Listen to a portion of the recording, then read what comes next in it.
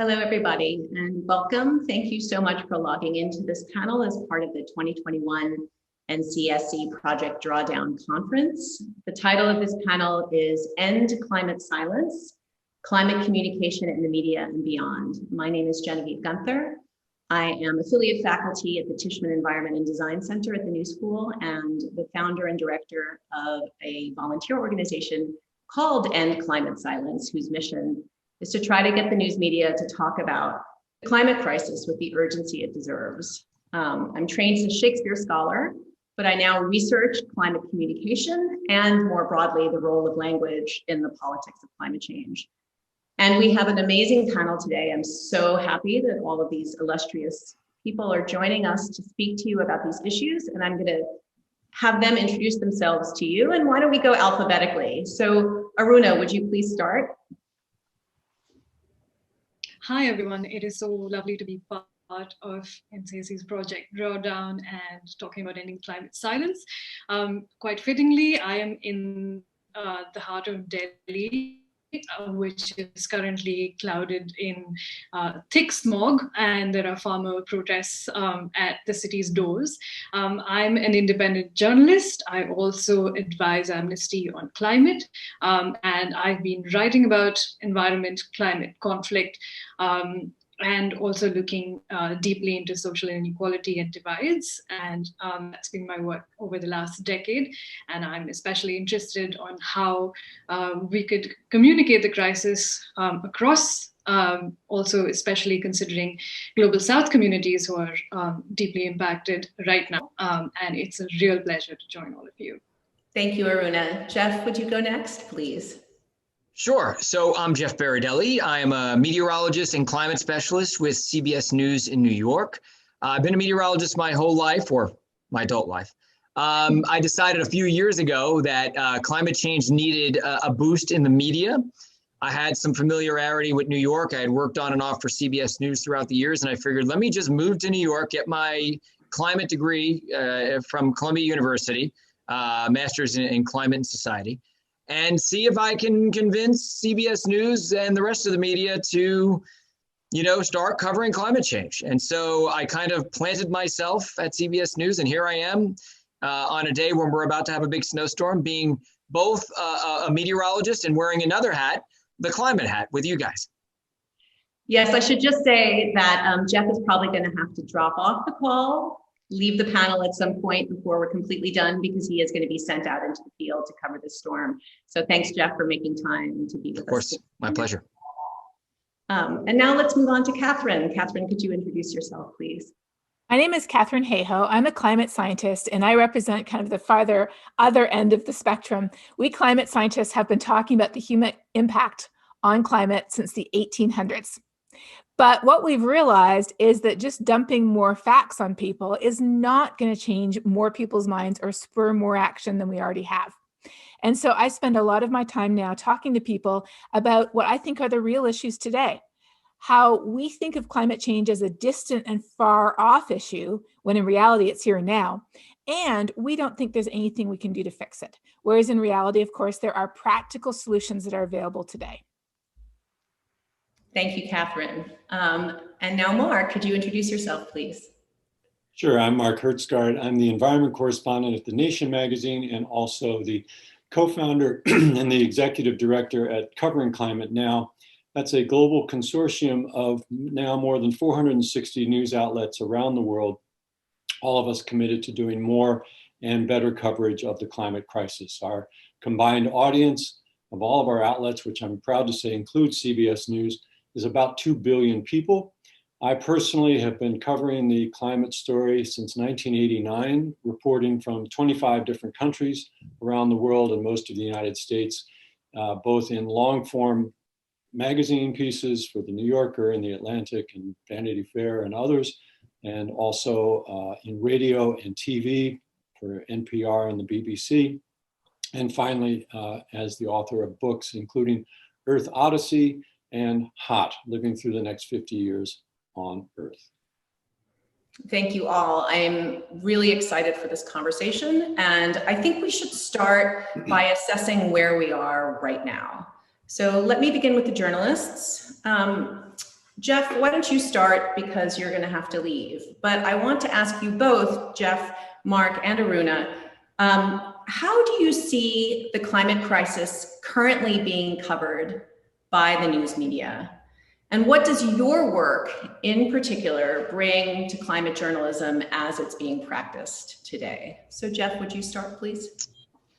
Sure. I don't think using this particular year is the best year as an example because we got sidetracked by COVID and, just a crazy presidential race. I think we would have made a lot more progress thanks to Mark and covering climate now, but partially this year if it weren't for being sidetracked by COVID. I noticed a kind of a momentum building at the beginning of this year. And last year too, especially when covering climate now started, where a lot of the media sources, especially I saw it myself in CBS News, we were really starting to go full throttle. And then all of a sudden, it was only one or two or three stories that were covered.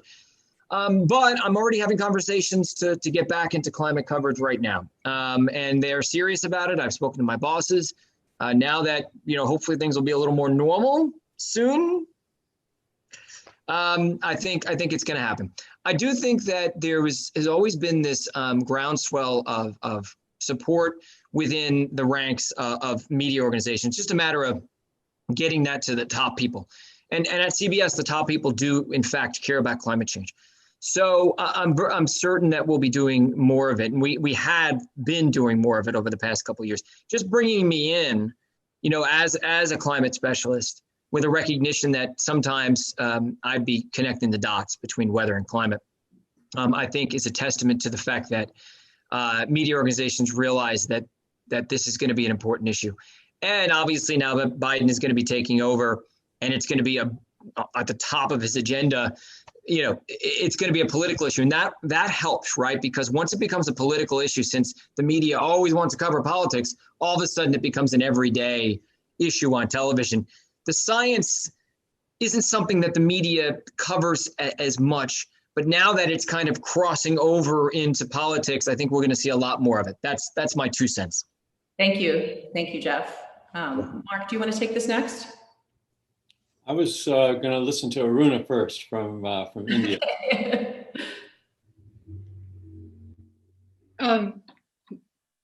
Would you like me to go first? That's fine. We're all going to speak, so if you want to go in a different order, you're more than welcome.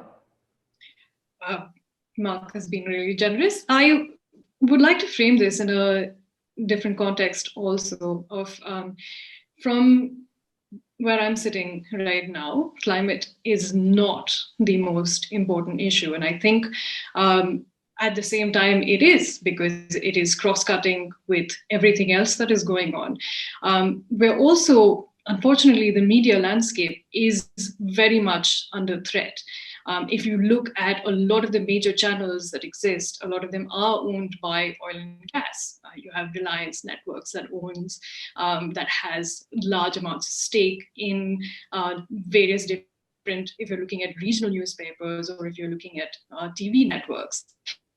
So, and looking at the kind of pressure that news media organizations have been under, where a lot of journalists who are critical of the fossil fuel industry, you're always told to be aware of the fact that corporates are very slap suit happy.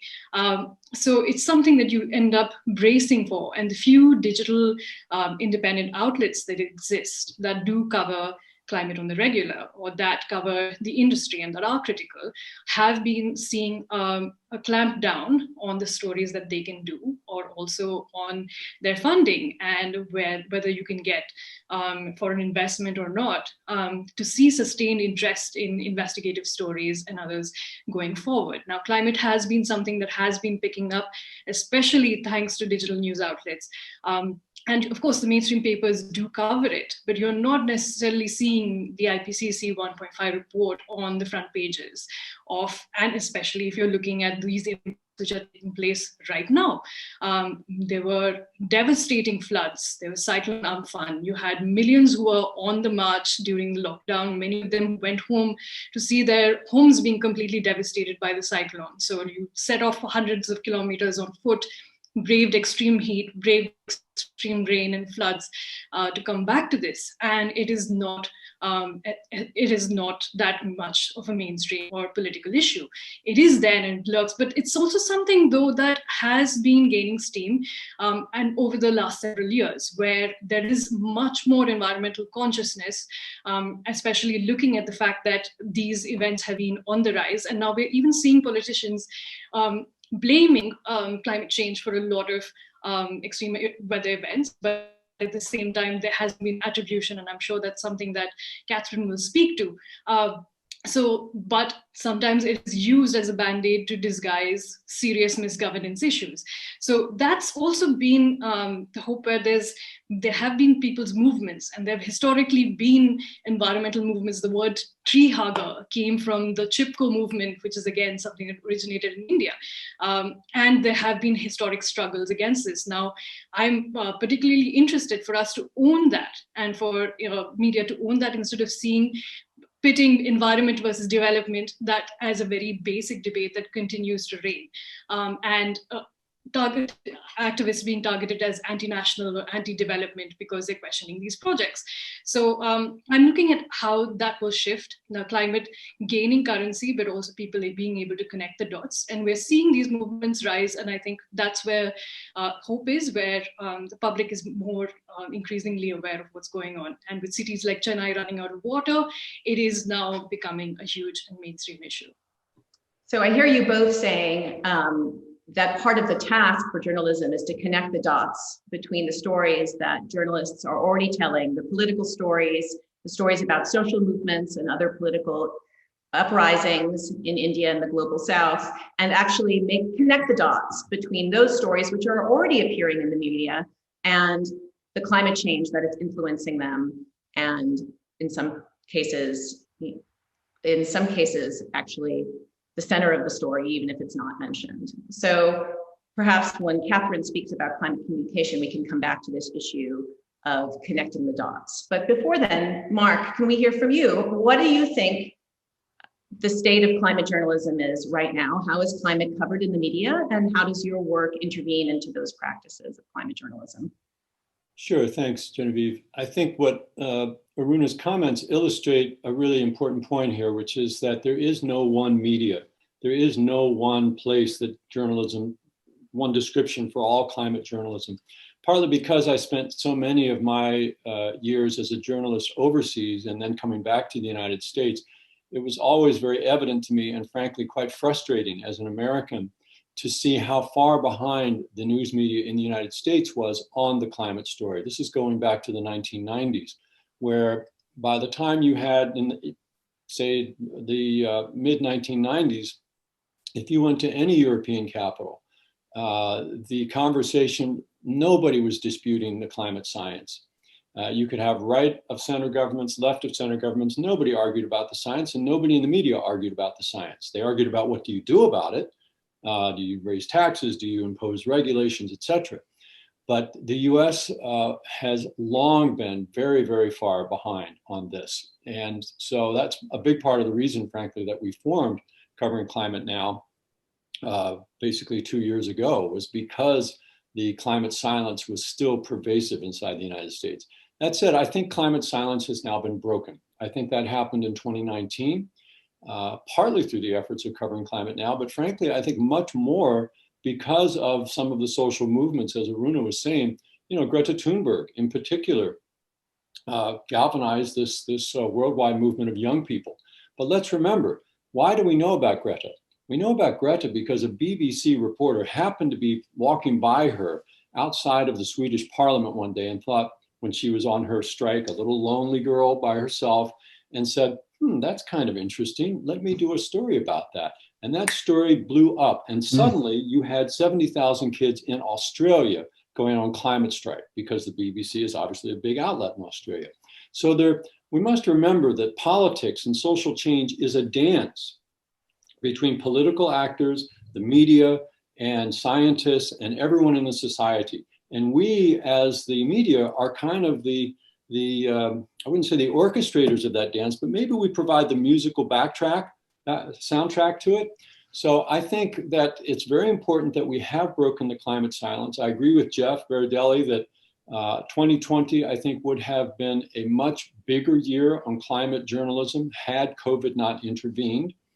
But nevertheless, and we wrote this in our Climate Beat newsletter at the end of 2020 at Covering Climate Now. You can go find it on our website, coveringclimatenow.org, that in 2020, that was the year that climate change, after climate silence was broken, now climate change is seen by both newsrooms and politicians as a genuinely first-tier issue that demands serious and sustained attention.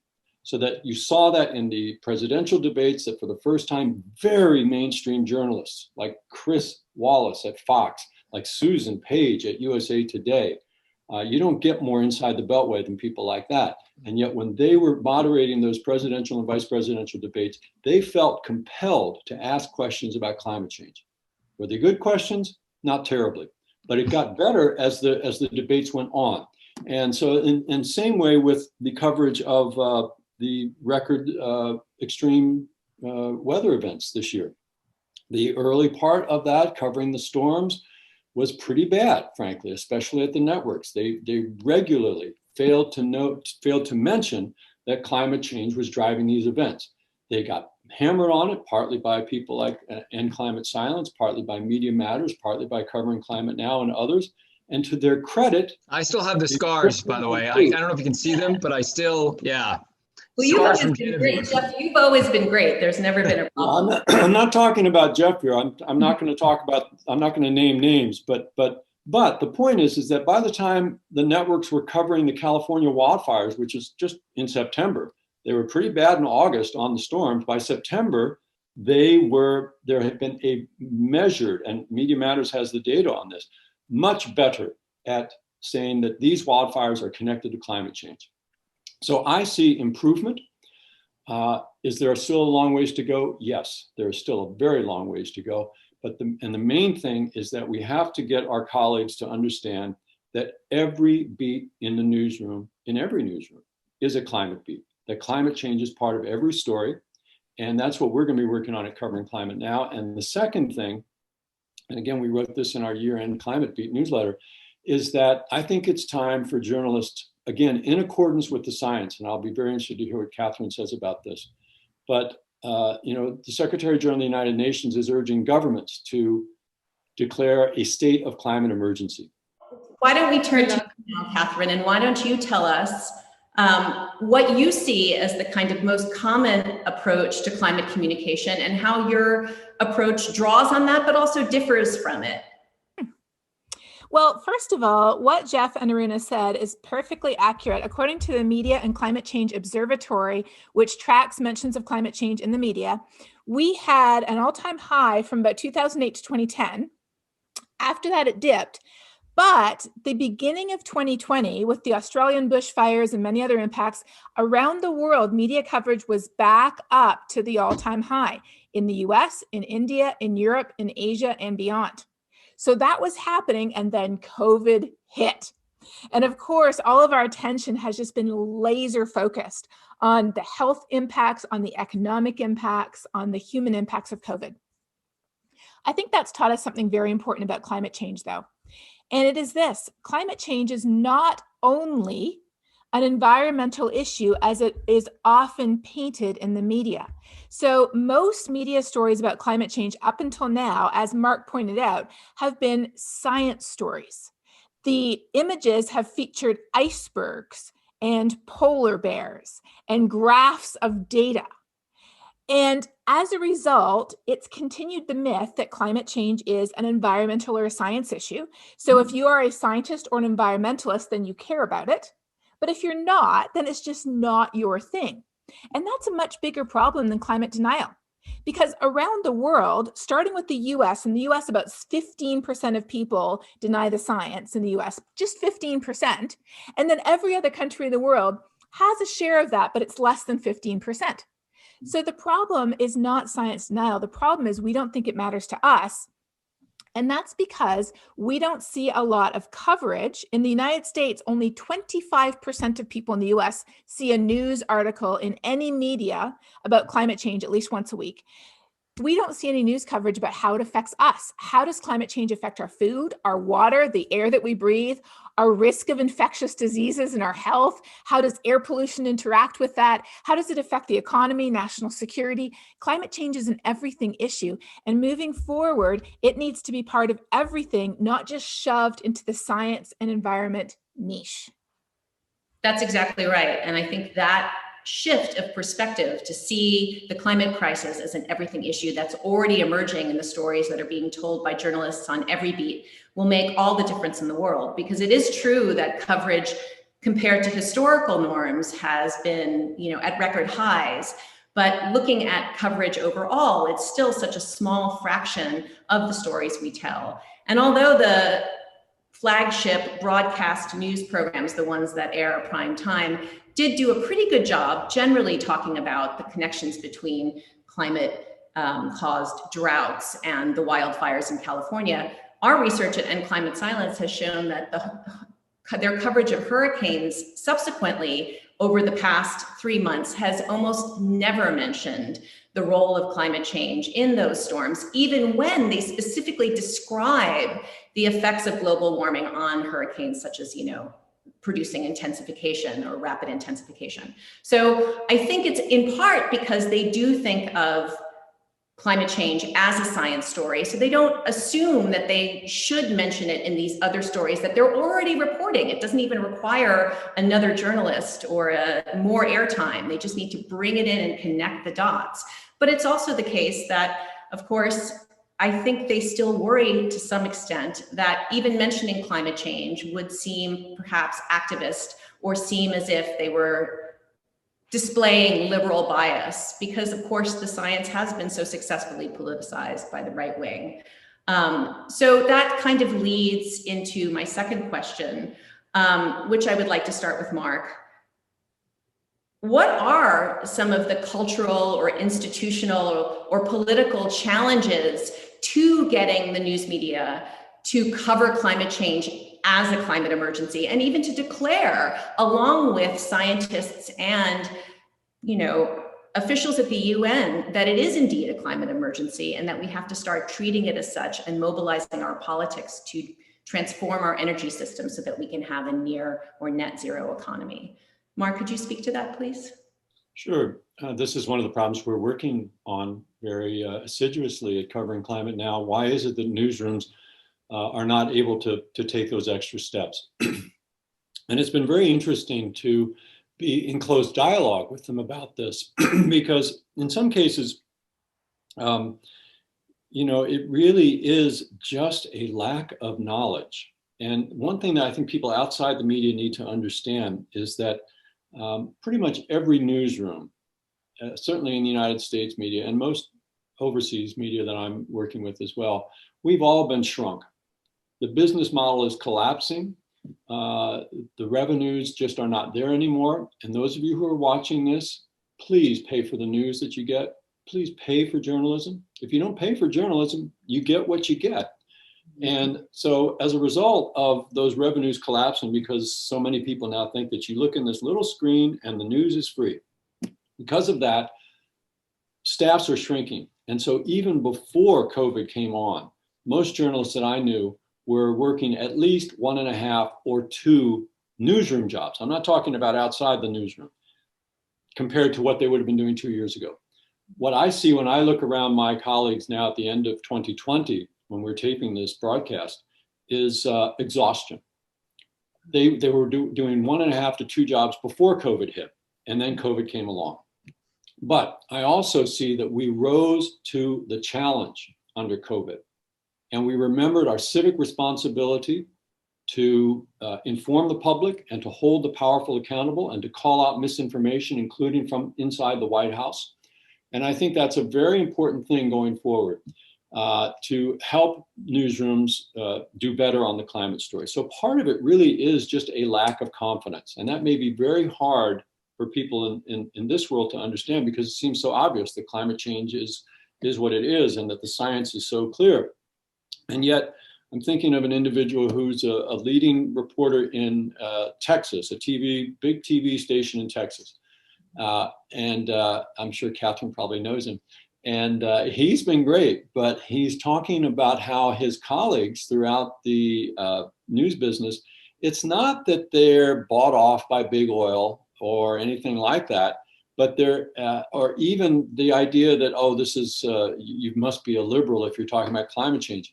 There's a little bit of that, but what really is holding them back, he said, is that they just don't have confidence. They need a climate science 101, which is part of the reason that Covering Climate Now is now putting, courtesy of Katharine Hayhoe's Global Weirding videos, which I highly commend to all of you. We're putting that into a kind of a climate science 101 for journalists who, okay, you got thrown onto the story. You have to have something on the air in 2 hours. 2 hours, you have to put this together. Watch this, read this for 20 minutes so that you can get your way through the interview and get it on the air. So I think that's part of it.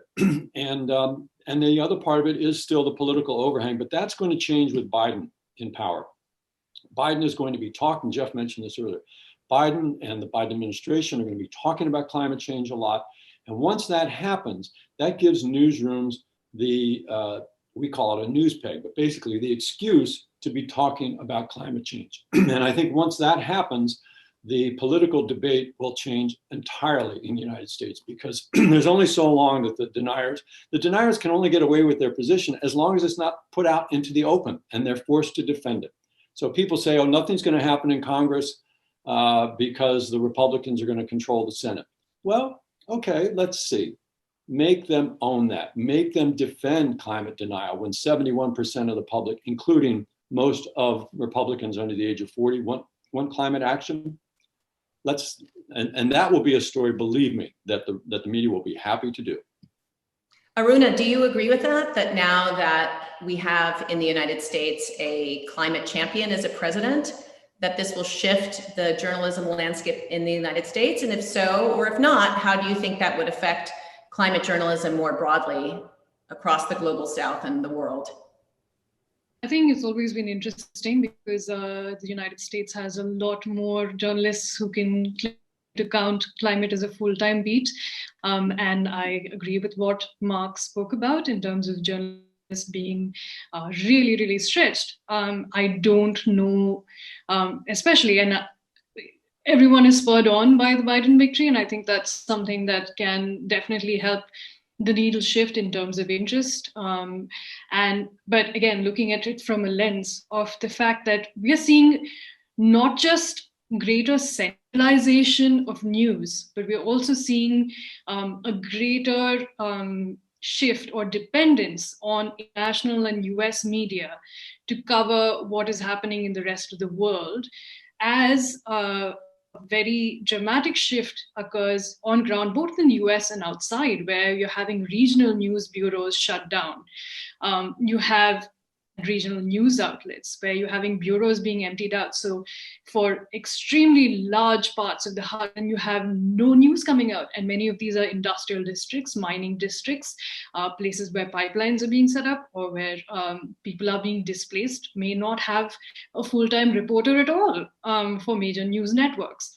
And news priorities that have been changed, whether it's through the Trump presidency or through Modi as prime minister, or the last 5 years has sort of seen the rise of he said, she said journalism, taking away from a lot of the investigative on-ground reportage that's necessary, and that comes out of places which is, even for reporters who, like myself, sitting in the capital or sitting abroad, that this is what we rely on for these stories to be able to come out and look at these actual ground impacts and how it affects people. So we're seeing greater centralization, and at the same time, we're seeing, again, adversarial outlets sort of shifting, and it places greater emphasis on looking at international newspapers or foreign media to sort of pick up on these issues, and which kind of puts you at the behest of simplifying issues for an international audience constantly, while at the same time disempowering people who have been reporting on these issues and who need to be, again, have the climate 101 to add to what they've been doing on ground anyway. So that's something that's extremely worrying, while at the same time, this divisiveness. Now you have right-wing news channels, which seem to call the shots and also provide your distraction of the day, whether that's looking at religious divisiveness or something that a social media court of justice sits upon and like decides on, okay, either this is a company to target or this is the issue of the day, to distract from very real impacts that are taking place in the now. And it's not. So now climate denialism is also, I think, a very, it's something that folks in the US have a lot to worry about. I don't think there are that many deniers here in places because you can't. That's very lived experiences. You're seeing, again, way too many extreme events to want to be able to deny it. But the question is, how do you frame it? And I think me and other environmental reporters, some of the best climate journalists that I know of are now freelancers because there is no space for this sort of work. So again, it becomes more of that centralization and also internationalization and dependency on that than having the sort of journalism that's necessary and supported. And as Mark was saying, the truth is paywalled, but the lies are free. And how do we ensure that good work happens? Now, Monga Bay, for instance, has been brilliant in terms of they have their climate journalism, environmental journalism is Creative Commons and it's available to be syndicated. They also do translated versions. That is an exemplary model of being able to syndicate that in different outlets so that they, even if you don't have specialist reporters working on something like this. But these are the institutional challenges. And I mean, we've been talking also with business reporters and saying that, you know, this is something that business reporters should be trained. And some of these times while working on these investigations, I've been like, why are we as environment reporters sitting and looking at tax receipts and crunching all of this when the mining reporters or when others are not necessarily informed or picking up on the issue? They're like, no, it's an environmental issue. So I agree with Mark in terms of not necessarily seeing that as an impediment. So yeah.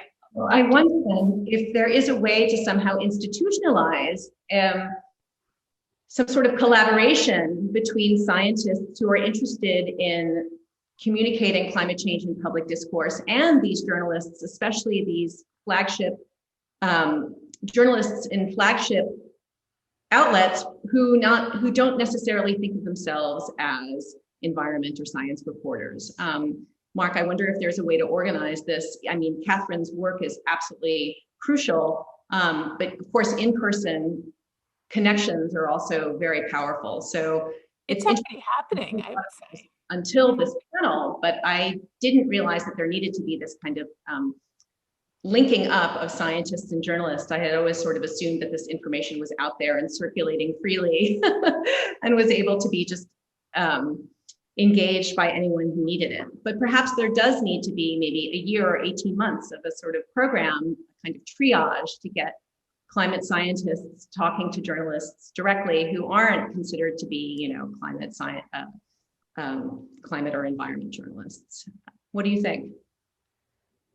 You know, as I say, that's what Covering Climate Now is trying to do. And we're very excited that we've got Katharine's work and you know, Michael Mann, we were instrumental in getting Michael Mann onto 60 Minutes over the autumn, but we want to institutionalize that. And as I say, this should be up on our website, a really quick version of it. And Katharine's about as good a climate communicator as I know from the scientific world. So I think that's happening, but, and hopefully people watching this will encourage your own media sources at your local areas to tune into that. You know, go to our website, coveringclimatenow.org, the resources page. It's got all of that there, but I'm curious to hear what Katharine has to say about that.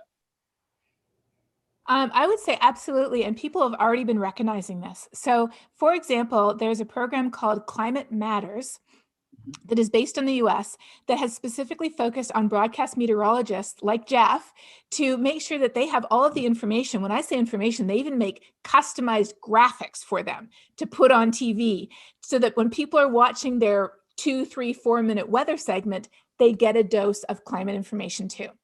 Then there's a program called Sciline, which directly connects scientific experts to reporters. Then there's a program that Mark is doing and Susan Hassel's doing another very similar program where they're providing resources and information. So for those people who don't feel equipped to necessarily write about it, they're getting the information. And this really does need to be expanded globally because as Mark and Aruna have said, every reporter is now wearing anywhere from 3 to 20 hats.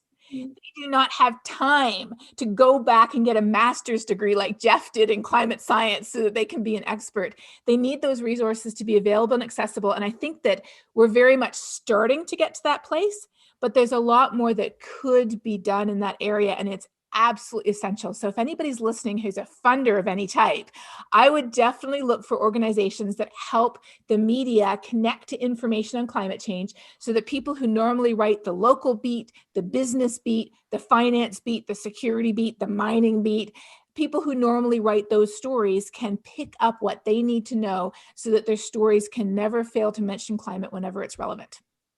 Let me add quickly, too, that Climate Matters in the Newsroom is one of our close partners at Covering Climate Now. And in the spring of 2020, we're going to be beginning to be more sort of affirmative in reaching out to journalists, not just asking them to come to our website, but we are going to be going into Texas is the first place, Katharine, actually, Texas and the Great Lakes, and then either Florida or the Southeast more generally, and Arizona, where we will target and invite into basically webinars, an hour and a half webinar to give you that sort of climate science 101 or climate politics 101, so that you can go out and report. And we're looking at, yes, the TV meteorologist, but all of the TV newsrooms and the local radio and the local television. Remember that even in this digital age, local TV is still the source of news, the leading source of news, at least for most Americans. So that's where a lot of our work is going to be going in 2021, sorry. Well, that's very exciting to hear. Aruna, did you have a comment? We're going to have to wrap up in about 3 minutes, but I would like to hear from you. I saw that your hand went up. Yes. I just had a comment, which is on essentially, we put a lot of emphasis on trust the science. I think we don't ask enough questions of power, and having to question that, especially when you're talking about climate negotiations and otherwise, but also hearing from the lived experience of people. And that's very often something that's dismissed. You don't necessarily need the climate science to be able to tell you. You can ask a farmer what a drought is like. You can ask a family that is being displaced by a cyclone on what is on to rebuild a home, and in places where there's been saltwater intrusion and nothing will grow again. You can speak to a family displaced by a mine, and where some things are just a bad idea. I think with the increasing acronymization of science, or of climate change, or of environmental issues, that we have made something that's quite fundamental that people experience in their daily lives, something that seems like an extremely far out bubble and inaccessible, and which is strange because you have, I mean, you look at the romantics or you look at poets and literature. How did we get from Keats and Wordsworth to talking about, RCP 8.5 and trying to break down what that means, that you don't necessarily need to have a handle on that to know that it is getting hotter than it ever is. And this is something that will affect millions of people in the global south who are out making the US's electronics. So people can tweet and talk about climate change somewhere else. So yeah, that I think is something that, as much as we put the emphasis on the science, we don't. We're always like, oh, global south, faceless victims, nameless victims. Who are we talking to? And what is their? Farmers are scientists too. So are indigenous people. We seem to dismiss their lived knowledge as well as histories. And also lastly is that needs to be reflected in our newsrooms. I'm upper caste privileged and here and being able to speak to you. There are not enough indigenous journalists in newsrooms. There are not enough Dalit journalists in newsrooms. And our bias is always going to choose the stories according to what we experience, not from history of injustice or what is being experienced right now. So that's something that fundamentally needs to change in order for news priorities to change. Well, that connects back to Katharine's research, because I think Katharine and you show that the most important thing you can do is not just talk about climate change, but show how it affects our lived experience today, make it personal, make it embodied. So these stories about people who are already being affected and their lives are being devastated by the climate crisis are really important to tell, because they actually put a face and a body to these numbers, to something that may seem extremely distant. Katharine, do you want to just end our panel by talking about that a little more? I couldn't agree more. What the social science has showed as people have dug into this over the last few years is probably absolutely no surprise to you, because what it showed is that science is important. It explains the way the world works, but stories are what change our hearts. Stories about people, so that we can enter into their lived experience, even if it's very different than ours, we can understand how they are being affected. When someone tells a story, neuroscientists have found through hooking up people's brains that our brain waves synchronize as we tell stories and we listen to someone else telling a story.